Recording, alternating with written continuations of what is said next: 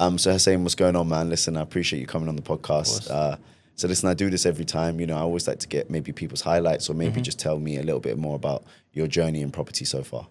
So for my journey in property, it's been a while now, and it didn't start off as the easiest thing in the world. It was quite difficult. Fast forward to now, I'm making about 8K per month, got multiple properties, also got a sourcing business where I have relationships with landlords, I have relationships with agents and many other people in the game. Not only that, I'm also expanding on my network of people that I actually know in the field. Yeah, no, listen, it's been really good to see your progression, to be honest with you. I know when we first started doing mentoring a while ago, but you were very hungry. Yeah. I remember the things I kind of went over with you in the lesson. Straight away after that, you'd be saying to me, okay, I've done it. And that to me was like a good sign as somebody who's really trying to get after it. And obviously, like the proof is in the pudding now. You've done some fantastic things, building connections with landlords, building connections with estate agents. It's allowed you to build a sourcing business, which is again fantastic. And then I know you're reinvesting that money into your Airbnb. So yeah, listen, this commendations to you, man. I'm proud. It, man. I'm proud. Thank you. You know, for people that are probably out there, they're at the beginning Yeah. point of their journey. Okay. And listen, anything new, anytime you're learning a new skill, it's always going to be hard at the beginning, Yeah. right? But maybe if you could just shed a little bit of experience, a bit of advice for those people at the beginning part of their journey to help them. I mean, in this game, it is just a numbers game, right? You've just got to get at it. I don't know if I told you the exact amount, but before I got my first property, I probably made 1,000 calls, reached out to about 1,000 people. Wow. And it was long. I was getting discouraged and I was ready to quit, to be honest with you. I started applying for jobs and I was going to fully stop it there until I realized I actually need to make this work. And then when I got that first property, everything started to kind of take off. And the reason I say that is because in this game, if you're not doing the numbers, you're not going to get the results. And yes, you could go to a sourcer. Yes, you can pay for a deal. But with doing it yourself, you're going to get a lot more long-term. Yes, short-term, you can make a bit of profit sourcing a deal. But then long-term, what you want to really do is build those relationships, build relationships with landlords, build relationships with agents, because in that way, you're going to get deals passed to you. That's what I would say, to be honest. Yeah, listen, I completely agree. This business, I say to everybody all the time, it is a people's business. It is a relationship business, right? People buy, sell, work with, do business with people they know, like, and trust. And the better you are at building those relationships, I do think the easier you have success. I mean, especially when it comes to scaling, right? If you've secured a landlord, that might be a portfolio landlord. That was the situation for me. Because I nurtured that relationship, I was able to go on and take on multiple properties of his. And it works with estate agents too. You know, if you get a really good estate agent, you have a great working relationship. I mean, that's the golden goose, right? You know, you can have access to an unlimited amount of properties off the back of it. So it is important to put in the work to make it happen. One thing I'll add to that, once you get that one agent or landlord, you shouldn't get too comfortable. Because if you're going to get one agent and one landlord, you never know what their situation is. They might go on to quit. They might go on to change companies where the company doesn't do company let, you know? Facts. So one thing for me is, even though I've got people that I work with, I'm still going out and making those calls, saying, look, this is who I am, this is what I do, trying to kind of expand on the people that I work with. Because if I have more than just one agent or more than one landlord, then I'm more likely to stay in this game long term. You know? Listen, I love that you're saying that because, you know, this is the mindset that takes to win, right? You know, this is the reality. You're not getting comfortable or complacent. And in business and life, it is evolve or die, right? You know, you can't stay stagnant. If you stay stagnant, you're dying. So you must always be pushing it. So yeah, no, this is the reason why you're successful, man. I love that. Man. I love that. I wouldn't be here without you, man. I appreciate it, man. Listen, it's been a pleasure. No, honestly, the journey's been a pleasure. This is one of the reasons why I do what I do, is to meet people like you. People who have a similar mindset, similar ambition, similar drive. You know, we just want to go out there and make things happen in the world. You know what I mean? Of course. Yeah. And one thing you said it's a business. That's the difference between what we do and obviously different methods or different tactics. With what we do, you've actually got to treat it as a business. Because if you're going in there thinking it is going to be passive income, you're going to hit a wall and then you're going to realize there's a lot to do. You do have to reach out to people. You do have to still put in the work. You have to treat it as kind of not a 9 to 5. For me, it's been more of a 24/7. To be honest, I'll be on holiday and I'm still working. I'll be with people like my family, friends, and I'm still working. I have to step away and do stuff that I never expected. And when you originally told me that, I didn't know if I believed it or not. But then obviously now being in the game, you see it is a business and you have got to take it seriously. Yeah, and listen, that's the thing with business, right? The more you put in, the more you get out. Yeah. You know, listen, as time comes and with systemizations and, you know, you can step away and it can become more passive. But I do think you're right. I think at the beginning, people are maybe a little bit over-focused on it being passive or low input or no input from the get-go. You know, I often see people talking about work smart, not hard, and things like that. Now, that is very, very true. But when you're building the business at the beginning, nothing replaces the hard work and putting in the hours. Like, yeah, working smart, I love that. And I love the analogy and everything that it stands for. And we do a lot of that in our business to systemize, right? Because we've got multiple properties. No one person could be doing everything, okay? But don't let that be a shortcut or be a scapegoat for you putting in the time, effort, and energy that it takes to build the business at the start. I agree, 100%. You know, sometimes people like work smart. I'm like, you're not that guy yet, bro. You're not that guy, buddy. You only want to work a couple hours a week. Okay, that's great, but you're not that guy yet. It's true. It's true. Put in some 24/7, you know, 365s. Yeah. And then maybe just, you know what I mean? And even a lot of the deals that I've sourced, I've spoken to people and they're like, oh, I don't want to take this deal because I don't want to manage it myself. I want someone else to manage it. And I don't want to have anything to do with the deal. But the reality is you've got to put that time in, even at the beginning. Even if it's a little bit, you have to put time in at first to make sure later down the line you can systemize and you can kind of take your foot off the pedal a little bit and relax, because it's not going to be easy. You're not going to be able to just pass it off to someone and it's going to work out exactly how you think it's going to. Because even for me, when I first started, I realized cleaning fees are quite expensive, and I never knew that at first. So what I was doing originally is I was cleaning everything myself. Because if I'm paying for a cleaner before I've even started making profit, then I'm going to be at more of a loss than when I first started. So I think you do have to kind of put some time into it yourself. You do have to do everything yourself a little bit at the beginning and then systemize later down the line, just so you can be a little bit more comfortable. Yeah, listen, I mean, there's quite a lot of units that I take on. I'll be honest, I'm not about that cleaning life. Even at home, I have a cleaner to clean the house at home. That's just not the way I'm built, right? But one thing I love about what you said is, because even let's say, for example, you are going to bring in a cleaner. If you clean it first yourself, you then almost have like a blueprint to what the cleaner should do when he or she takes over.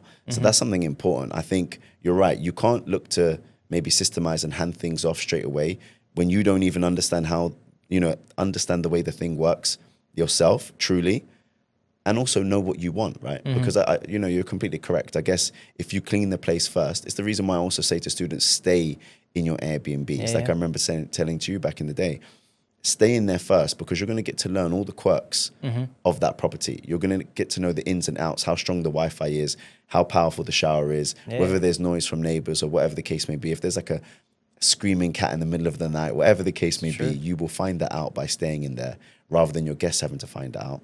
But that also goes the same with cleaning. If you clean it to a certain standard, it's much easier to then bring somebody else in and say, this is how I want it done every single time. This is to the standard that it needs to be, and this is the process that I need you to follow. 100%. Your cleaning system off the back of that is going to be infinitely better. It's true. And then also, cleaners work on an hourly rate. So if you're telling them how to clean it, they can clean it a lot quicker. And then that means you're paying a lot less money as well. Efficiency, yeah. Yeah, it might not be the most money. It might be like 20, 30 pounds. But those 20, 30 pounds add up. And then later down the line, that might add up to whatever. That's going to save you a lot of money. You might need it in the future. You never know. But that's the same principle, right? It's like you do it first yourself. Yeah. Then you work out the most efficient way to do that thing. Like you said. Exactly. Even if it could be systemizing, running property management softwares, liaising with cleaners, there's a various like host of things that can be accounted for when we talk about that. But you're right. When you do it yourself first, you'll find the best way to do it. Yeah. And then you can then pass that over. As long as it is, I think you have to do it. For me personally, obviously everyone's situation is different. Some people might have kids, some people might go school, work, whatever. They might not have the time. But if you have a little bit of time where you can save and can be as efficient as possible, I would heavily recommend it. So listen, let's talk about risk, because this is something that's always at the forefront of people's minds. You know, I think rent to rent is risky, or a property business may be risky. You know, what's your experience with that whole thing? I mean, one of the best quotes that you gave me personally was, scared money don't make money. If you're not willing to take the risk, where are you going to be in the future? Let's say I have a property and the rent on it is 7,500 per month. I might look at that as a new person, or even someone that's experienced, and be like, oh, that's too much. What if I can't make up the rent?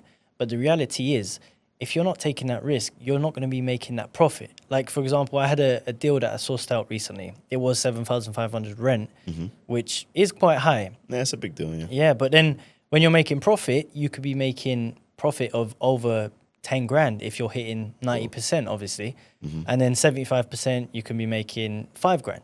Yeah. So strong. It's obviously, it's a lot of money, right? And if you're not taking that risk, you're not going to make that profit. And that's 5,000 clean every single month, which right? is life-changing for a lot of people. It's life-changing. It can make a big difference to your life. It can make a big difference to your family's life.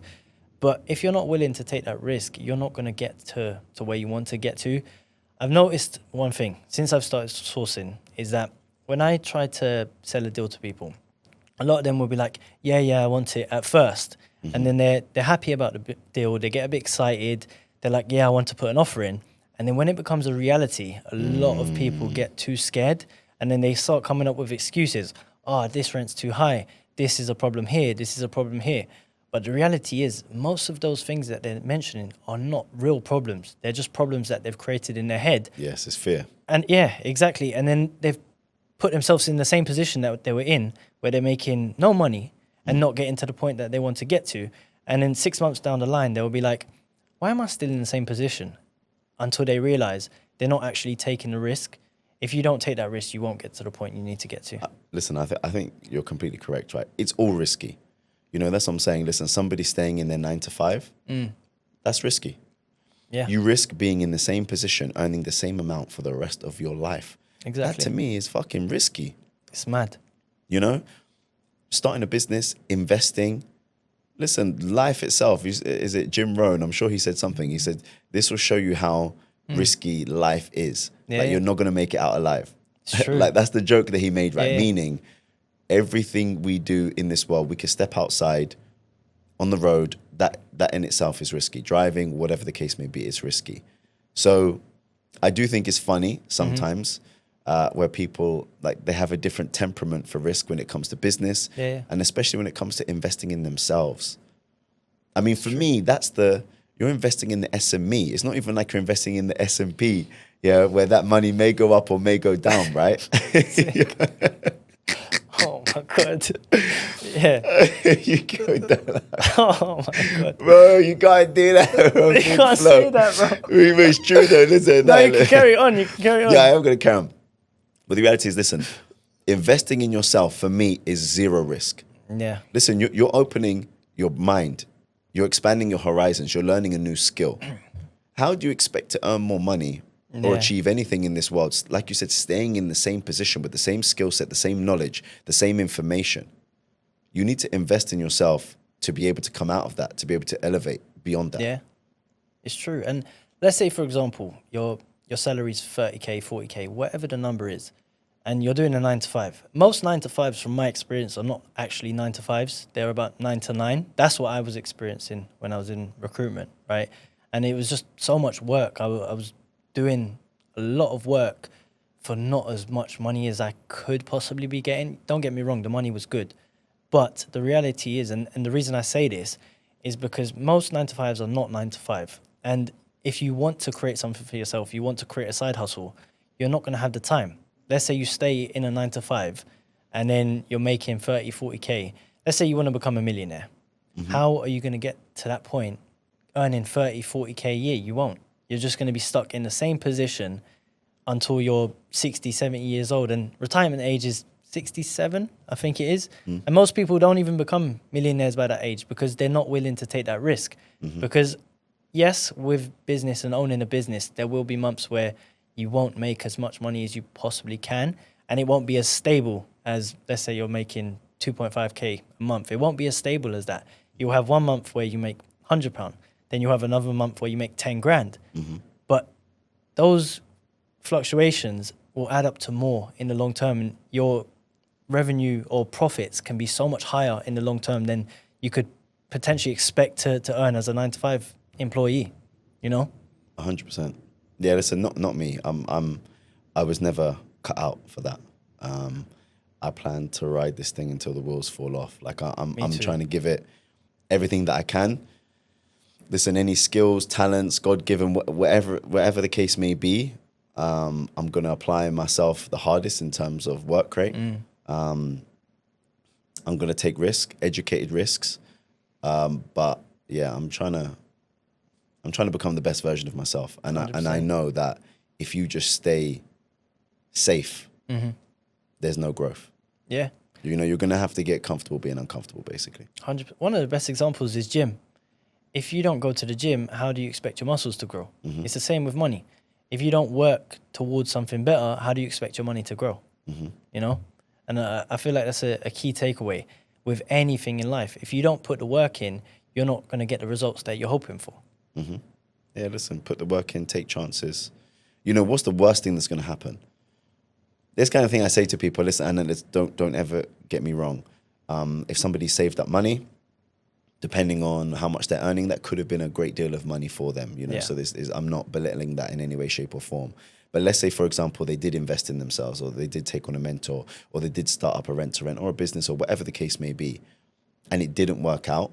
Well, they were going to stay in the 9-to-5 until they were 60 anyway. Yeah. So to me, it's not a risk, you know. I agree. But the potential upside for them is they may not have to work again. You know, look at yourself. I mean, I don't know what you were earning before, but you probably quadrupled that in terms of how much you make per month now. So, and listen, it's not always going to happen overnight. You know, sometimes it can take a while to become an overnight success, as they say. But the point is you know, it's worth it. Yeah. And there was one quote that I saw. Let's say you're 100 no's away from a yes. How quickly would you want to get to that yes? And I think quick that's as possible. That's facts. It. Yeah. Because if you're not gonna try, if you're gonna get scared to call an agent or a landlord, you're not gonna get that no that's gonna get you closer to a yes. So I think you just have to try. It is all about trying. It's about putting that work. It's about putting that effort, especially at the beginning. I know later down the line you can kind of take your foot off the gas a little bit, but at the beginning you have to put in work, and you can't just expect things to come to you, because that's just not life, and that's not reality. I love that. So what's the quote? If you're 100 no's away from a yes that can change your life, how quickly would you want to get to the yes? Hey, listen, I need to add that to my mentor. No, honestly, students need to hear that, because I think that's what it's about, right? Me and you both know you need to pick up the phone. Yeah. You need to make those dials, as you say. 100%. You need to make those dials. You need to get in front of people. You need to make things happen. And if you're afraid to do so, or you take one rejection from a landlord or an agent, and then you turn around off the back of that, you know, listen, you got to get through those 100 no's, and you'd want to do it as quickly 100%. as possible. So throw yourself into the process. Pick 100%. Up the phone, make the dials, get rejected, move on. Yeah. And that yes is coming. I got 1,000 no's, and now look at the difference it's made to my life. Like, I'm making a lot more money than I know I would make money in this game, but I'm making a lot more than I even expected, to be honest with you. It shocked you, yeah? It shocked me so much. I swear down. I love that. As you know, it's genuine as well, because I can see it. It's true. Every time I see you nowadays, you're smiling, bro. I have to be, man. You got to be grateful always. Yeah, of course, man. Of course. I wouldn't do it without you, though. I appreciate that, man. I appreciate it. Listen, honestly, this is why I do what I do, man. It's to create situations like this, honestly. You changed my life, man. And I'm not just saying that. Before, obviously, we started working together, I was working a 9-to-9, 5 days a week, sometimes 7 days a week, depending on the demand. And I was in the office slaving away, struggling, and I hated it, honestly. And I'm not just saying that, I really did hate it. And now we're here on a weekday, obviously filming a podcast, and it's changed my life. And the money that I'm making, the people that I'm meeting, it's really making a difference to my life and my family's life as well. Listen, it's honestly been a pleasure mentoring you. Watching you go from strength to strength, it brings me joy, honestly. So do you mind showing us one of your latest properties? Yeah, no problem. Look, I can get my phone up here and obviously go straight to Airbnb, and you can see my calendar here.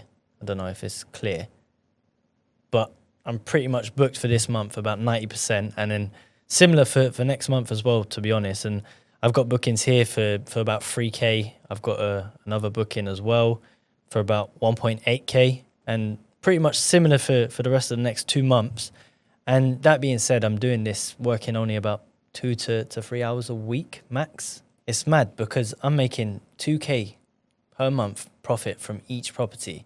And I wouldn't have been able to do this without you, Dean. And I'm not just saying that for the sake of it. I genuinely mean it. You've helped me in ways that I couldn't have found going on YouTube, couldn't have found going on TikTok, or even working with any other people within the space. I genuinely believe that. And I couldn't recommend Dean enough. So listen, if you'd like to build a property business where you could be making job replacing income in just a matter of months, you'll find the link in description below, and you can find my social media handles, Instagram @Mr. Dean Frost. Reach out and we'll have a conversation.